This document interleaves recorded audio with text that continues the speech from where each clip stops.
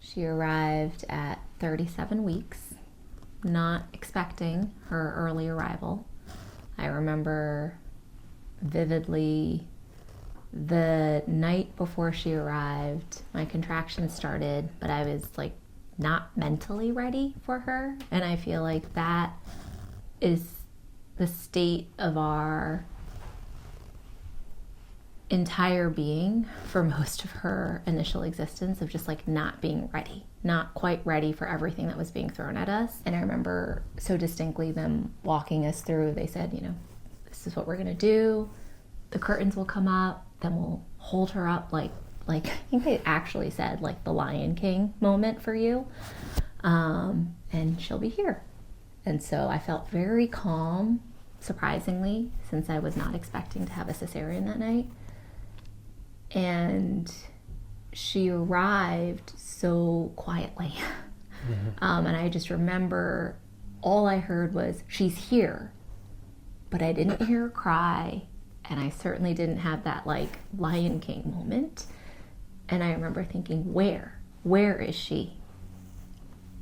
And then all I remember is there was a doctor that came to my head at the head of the table, and he said, "Hi, I'm so-and-so, and I am the neonatologist, and your daughter's having some respiratory issues, and we're going to take her to the NICU."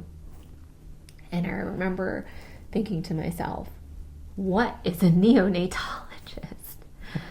I was like, okay. It was our first daughter, and I fell deeply in love quickly. It took me to have a daughter to see that as possible. And I think just maybe it's fatherly instincts, but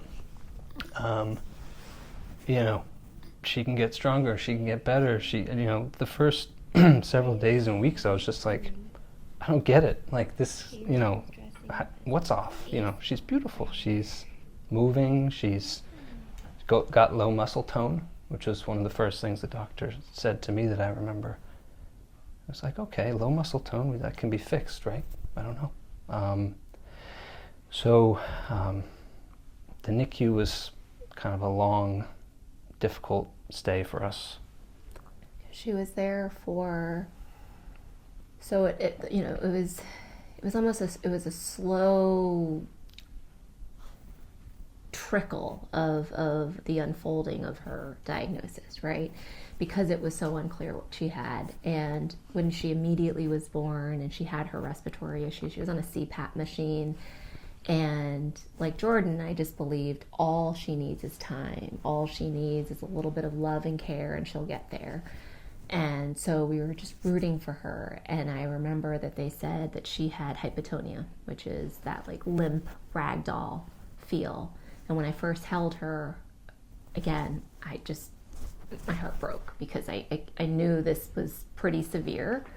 And I was bracing myself for, the doctors had insinuated maybe she has Prader-Willi, maybe she has SMA, spinal muscular atrophy.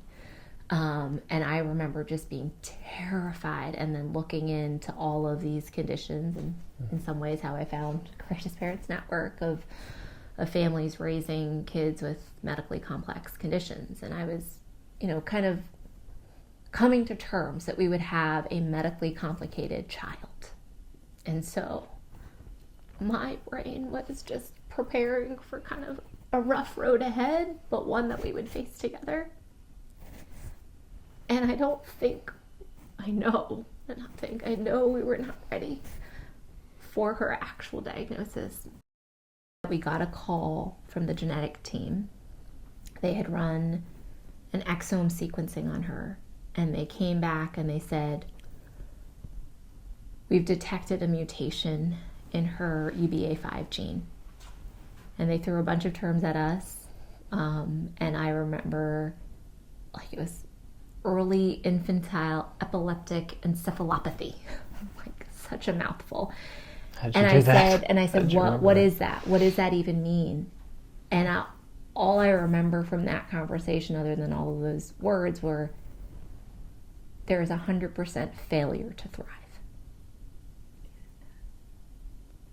And it's one of those times where you just like, everything shuts down. And the screaming in my head was so loud.